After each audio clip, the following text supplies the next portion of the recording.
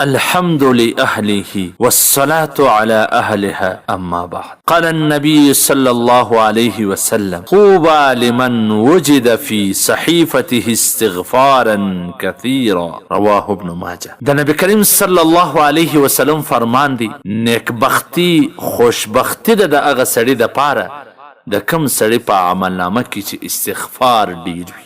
استغفار څه ته وایي؟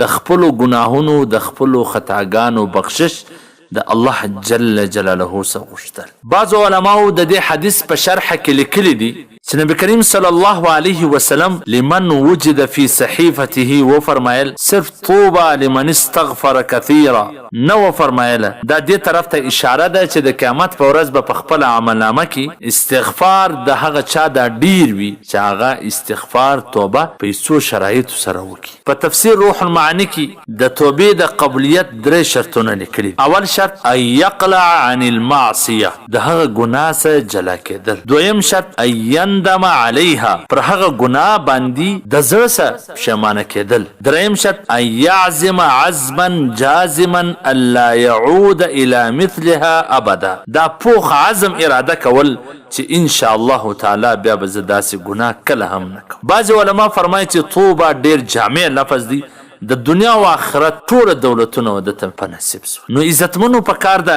چې هر سړی ګناه وکي الله زه دې توبه کاشي، استغفار دی وای، دا عزم اراده دې په زړه کې کوي چې بیا دا ګناه زه نه کوم، په زړه سره دې پښیمانه وي. هسې نه چې استغفار وایي خو د هغه ګناه اراده بیا هم په زړه کې وي. داسې نه، په درې شرطو سره توبه کښل، د هغه ګناه څخه جلا کېدل، په زړه باندې پښیمانه کېدل، او دا عزم اراده کول چې دا ګناه به بیا زه نه کوم. که چیرې بیا د څه وسو انسان دی کمزوره دی، بیا دغسې توبه کار، بیا د څه وسو بیا دغسې توبه کار، چې څومره ځلې د څه کېږي بیا دغسې په دغه شرایطو سره توبه کار. والسلام. قدرمنو اوریدونکو، تاسو د محترم مولوي عبدالرحمن صمیم صاحب و سهارني نبوي حدیث ته غوږ واست.